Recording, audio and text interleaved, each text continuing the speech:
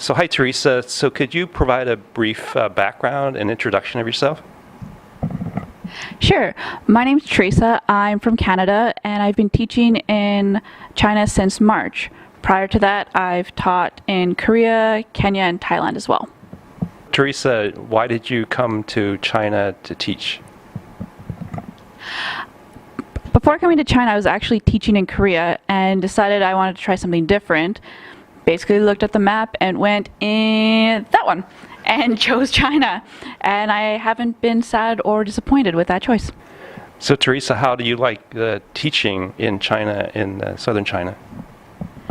I really like teaching in China. It's different than anywhere else that I've taught before, but in a good way. The students are really great. I have a lot more flexibility and input into what I'm allowed to teach, which is kind of nice to see. And we're really allowed to make the lessons our own and get the input from the other teachers. So it's a very collaborative experience, which I find makes the lessons much more engaging and fulfilling for both myself and the students. I always had a rule growing up that you have to try something at least once, and at times it's been a little scary doing that here in China. But so far, I've pretty much liked everything that I've tried. I come from the prairies in Canada. We don't eat seafood ever, but now I live down in Guangdong and it's seafood, seafood, seafood, seafood everywhere. And I'm really getting to develop an appetite and a taste for it. In Guangdong area, in Guangzhou, right? They are known for eating unusual foods. Things that some other parts of China don't even want to consider eating. Have you tried anything or had some unusual food or meats or something like that that you can remember? So, yeah, it's a good question. Yeah, I really like street food, and we often are walking around and you go to like the little vendors and it's all little things on stick. I think I've had duck hearts, tongue, chicken feet, and I think liver as well. And I'm surprised, it actually is really good. I actually really enjoyed the hearts, surprisingly. So Teresa, what was your first impression of Hangzhou? Coming from Guangzhou, it's a lot cooler, which is a really nice break from the heat for me. Also, just beautiful. Like, I'm staying right now in the West Lake area, and it's gorgeous with all the tea fields. It's just so green. So it's really beautiful, but also very modern as well. I get into the rest of the city. So it's a nice balance, I find. So Teresa, have you tried any of the Hangzhou food? Not really yet. I've had a little bit of food, but nothing I think specifically Hangzhou yet. I'm really looking forward to that because, like I said, I love trying the different cuisine everywhere I go, and I've heard really good things about the food here.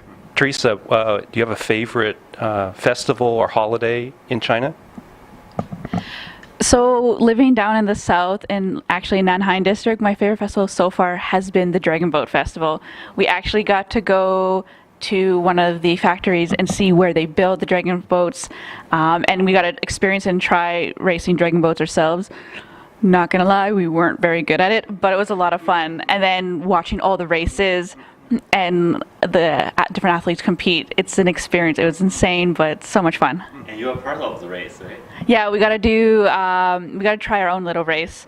We weren't part of the actual main events, but it was like, watch the foreigners go. And it was fun. It was a lot of fun. It's a lot of hard work, like coordinating, like getting in beat in time.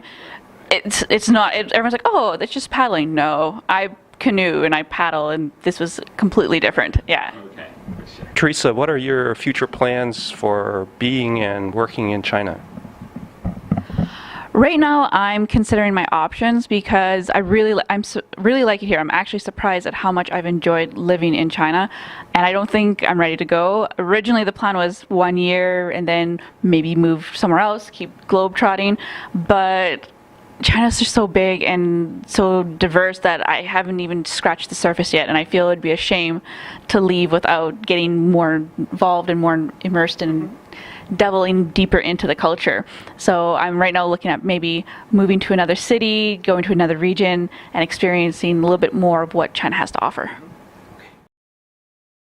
So if you are a new teacher or considering on coming and teaching in China, my recommendation for you would be to just do it.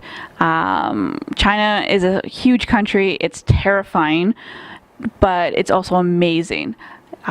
You won't regret it, and it's really nice to push yourself outside your comfort zone, and it's an extremely friendly country, so it's a safe place to do it.